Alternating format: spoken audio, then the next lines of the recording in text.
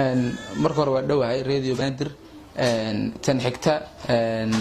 anigoo socdaal ku socdo oo socdaalkii nabadda dhalinyarada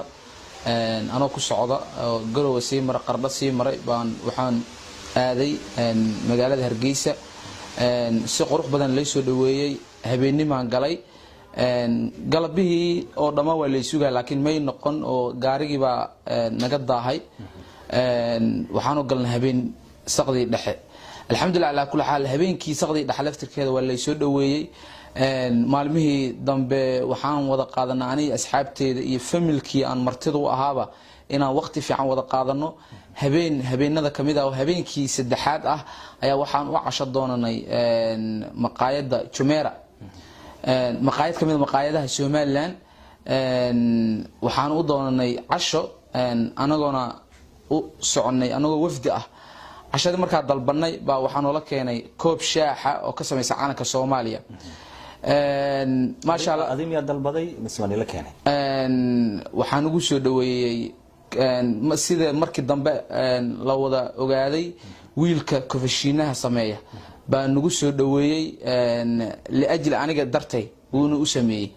calanka Soomaaliya sidaas darteed aniga waaqirooda calankayga marka arkana waan farxay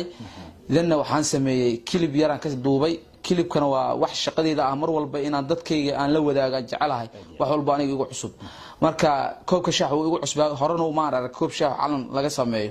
marka sidii aan ugu farxay waana duubay horena waa ka soo boosti gareeyay maxaa falcelina oo aragtay falcelino dhanka baraha bulshada waan arkay oo dadka commentiyada ka soo bixinaayo waxba uma arag oo waxaan u qaatay waxyaabii hore dadku iskaga hadli jireen kidib waxa dhacday in habeenada kamid ah annagoo haddana mar kale marti noo yahay wiil kale oo asigana Muqdisho nooga yimid waa habeen kale ka duwan waa afar cisho kidib iyadoo sida aan ogaanay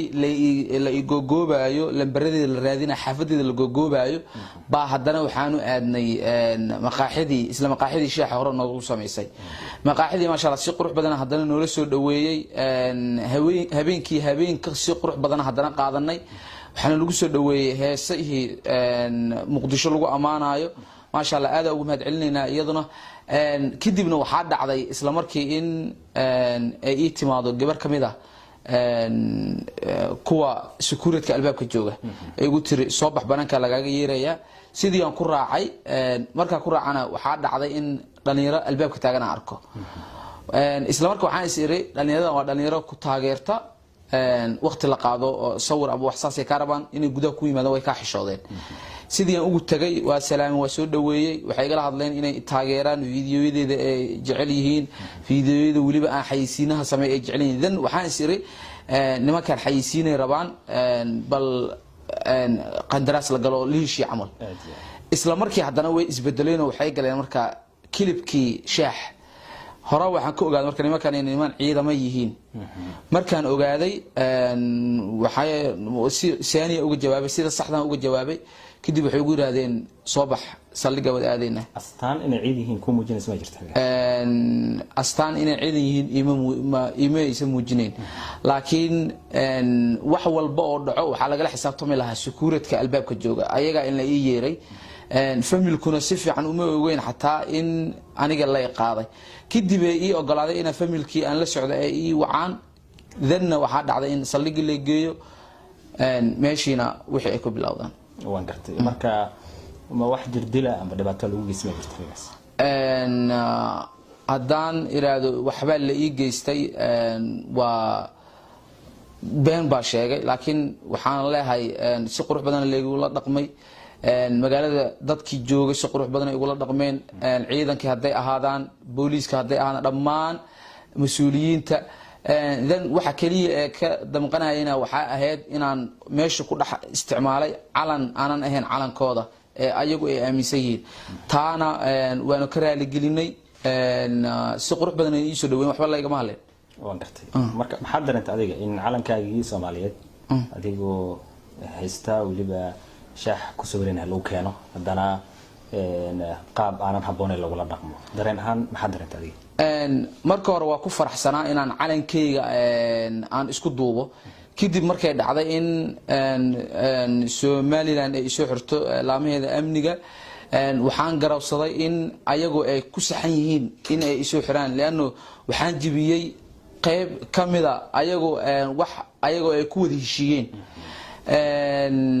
idanna waxaa dhacday in lay maxkamad lay saaro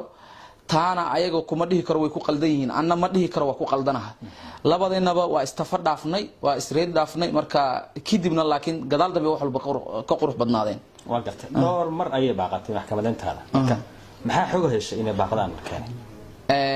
maxkamadeyntu inay baaqato waa wax sharciyo meesha u yaalo in qofkii la soo muday baaritaano lagu sameeyo mudooyin loo soo siiyo qofkii baaraha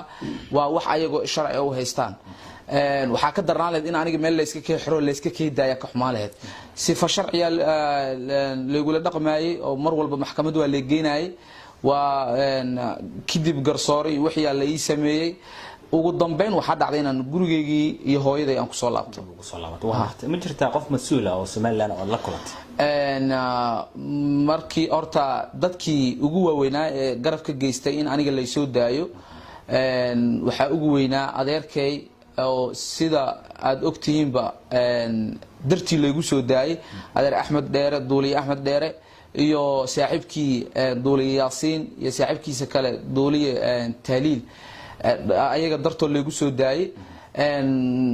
dad mas'uuliyiin waa la kulmay oo shalay ugu dambeysaan la fariistay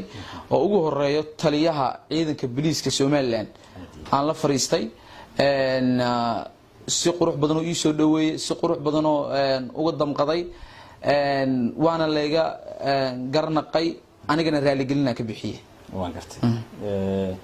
waxaa jira shacab Somaliland ku sugan gaar ahaan Hargeysa oo si weyn kaga dhidhiyay xiritaankaaga markaan ka soo tagnay qaybtan koonfurta dhinaca Somaliland dadkii ku dhidhiyay soo deyntaada waxaa qayb ka ahayd in gabar ay cusubtay oo Hargeysa joogta in xorriyadda dib u hesho qoyska dib u la midoobo marka dadka shacabka ee Hargeysa ku sugnaa maxaad la wadaagi lahayd dareen ahaan horta dadka reer Somaliland hadday dad nasaba aysan ahaan lahayn aniga maanta waxaa hubaal ah inaan ku dhex dhiman lahaa xabsiga sababtoo ah waxa ay ka waxayeen hooyooyinka reer Somaliland maalinna maan dareemin inaan ahay nin Muqdisho ka yimid oo xaafadiisa masaafo dheer ay jirto waxaan dareensanaa kuwa meesha igula xiran ee hooyadooda ee u maanayso inaan la mid ahaa hooyooyin reer Somaliland oo hooyaday la mid ah inay iimaanayeen mar walba dareen ila qaadanayeen mar walba ku dadaalayeen sidii la soo deyn lahaa laakiin alxamdulillah ugu dambeynna miraheeduna waa maalinay reer Somaliland kaliya ma ahan reer Hargeysa oo kaliya Somaliland oo dhamaan goboladeeda laga iimaanayay ha ahaato gobolada hadda aan xusi karo meelaha aan hadda aan xusi karo waxaa kamid ah Burco iyo Berbero iyo Gabiley iyo meelo badan loo iga yimid jirtay oo dhalinyaro iga yimaadeen